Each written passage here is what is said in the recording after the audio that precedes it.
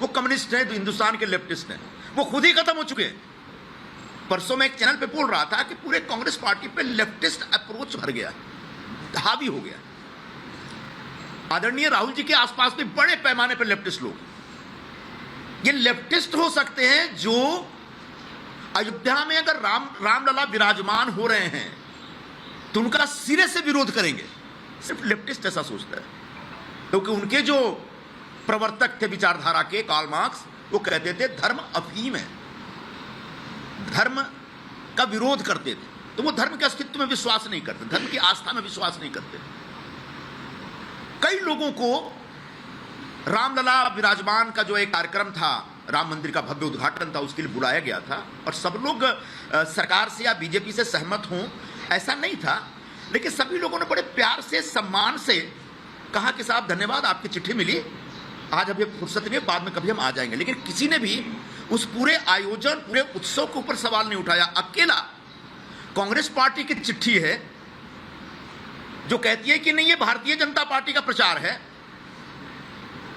और उस आधार पर उन्होंने राम के अस्तित्व के ऊपर सवाल उठाया और राम के होने पर और राम के प्रति जो आस्था है, उस आस्था को ही नकार दिया।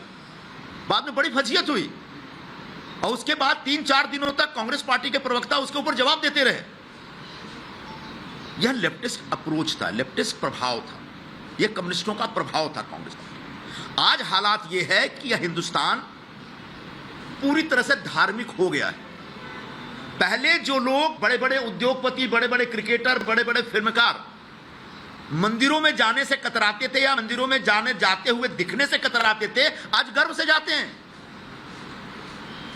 ये जो धर्म का जो आग्रह है, इसमें कहीं से गलत नहीं है, इसमें कहीं से ये नहीं कहा जा रहा कि दूसरे धर्मों से नफरत करिए।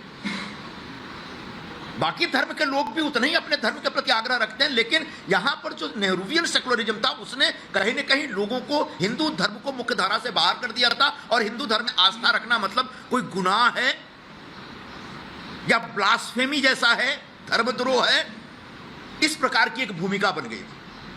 आज कांग्रेस पार्टी वैचारिक स्तर पर अगर इस खांचे में देखें तो पूरी तरह से इरिलेवेंट हो गई, इस खांचे से बाहर हो गई। इसलिए लगातार लोग टूट रहे हैं, बिखर रहे हैं या अंदर अंदर कसमसा रहे हैं। तो वैचारिक आधार पर हालत खराब है, संगठनात्मक स्तर पर पूरा बिखरा हुआ है मामला।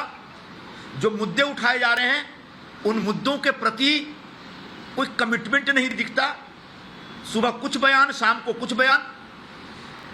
जो नारे हैं, ऐसे नारे हैं जो उनके घर में भी एक बार से दोबारा नहीं बोला जाएगा।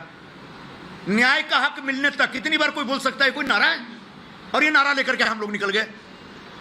उसका कारण यह है कि कांग्रेस पार्टी के शीर्ष नेतृत्व में बड़े पैमाने पर ऐसे लोग बैठ गए हैं जिनका जमीन से कोई नाता नहीं रह गया। जमीन पे क्या हो रहा है इसकी समझ नहीं है, इसकी पकड़ नहीं है।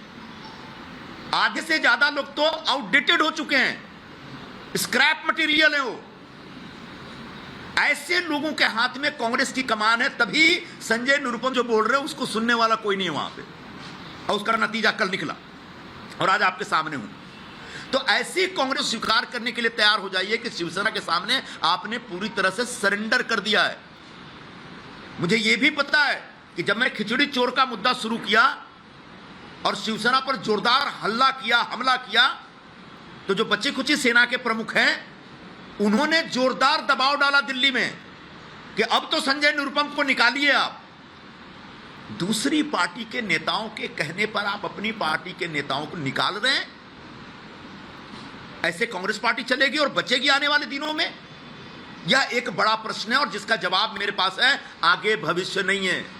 मेरे पास सुबह से कई लोगों के फोन आ रहे हैं, मैसेज भी पड़े हैं, साहब थोड़ा शांत रहिएगा, 2-4 महीने में सब ठीक हो जाएगा, कांग्रेस पार्टी का भविष्य है।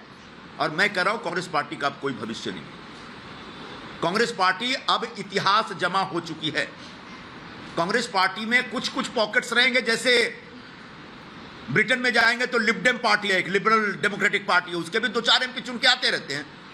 यहां पर भी कम्युनिस्टों के कुछ एमपी चुन के आते रहते हैं। वैसे ही 2-4, 5, 10, 12, 25, 50 ऐसे एमपी चुन के आते रहेंगे। लेकिन अब कांग्रेस पार्टी हिंदुस्तान की राजनीति की मुख्य धारा की पार्टी नहीं रही। उनके आचरण से, उनके कर्मों से, उनके एक्शन से, उनके कदमों से यह बात स्थापित होता है। सिर्फ मैं निकाला गया हूं इसलिए मैं बोल रहा हूं, ऐसा नहीं है। जिस तरह से पार्टी के अंदर कार्यकर्ताओं का, नेताओं का एक भयंकर असंतोष है उनके अंदर, क्षोभ है उनके अंदर, उसकी वजह से यह कांग्रेस पार्टी को आगे लेके जाना बहुत मुश्किल है। जो लोग वहां पे हैं, पता नहीं उनमें से कौन कब छोड़ के निकल जाएगा, इसकी भी गारंटी नहीं है। जो लोग मेरे खिलाफ बातें कर रहे हैं, जिनके हाथ में नेतृत्व दिया गया है, वो कब तक कांग्रेस में, इसकी गारंटी वो भी नहीं दे सकते।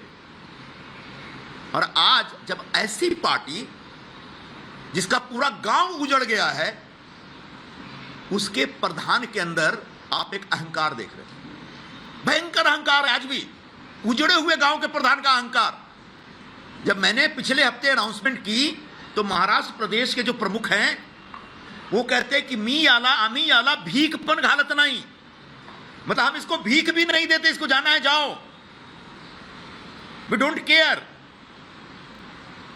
कहां से लाते हैं इतना अहंकार है लोग? कुछ पता है आने वाले 4 जून को जो फैसला होगा तो क्या होगा? नीचे की जमीन पूरी खत्म हो गई है। दुष्यंत कुमार लिखे थे कि नीचे जमीन नहीं और उनको यकीन नहीं है। तो ऐसे अहंकारी लोगों की पार्टी जिनका सब कुछ लुट पिट गया है, वो हाल है कांग्रेस पार्टी का। अब अलायंस हुआ, शिवसेना कितनी बिखरी हुई है, टूटी फूटी पार्टी, ये साफ दिख रहा है। शरद पवार जी की पार्टी का भी हाल दिख रहा है, कांग्रेस का हाल मैंने बता दिया। तो 3 लॉस मेकिंग यूनिट का मर्जर हुआ है। अब जो loss making units, loss making कंपनियों का मर्जर होता है, तो उसके बाद जो कंपनी बनती है वो भी लॉस मेकिंग होती है। पहले BIFR में होते थे, अब NCLT में जा रहे हैं। किसी ने मुझे पूछा कि ये शरद पवार की पार्टी क्या? मैंने भूषण स्टील है। शिवसेना क्या है? वो सेंट्रल मुंबई का जो बंद पड़ा टेक्सटाइल मिल है, मिल की बिल्डिंग खंडहर के तौर पे पड़ी है, मिल के नीचे पुराने मशीन भी पड़े हैं, बेचारे कपड़ा मिल के मजदूर भी है, लेकिन प्रोडक्शन नहीं है कुछ भी।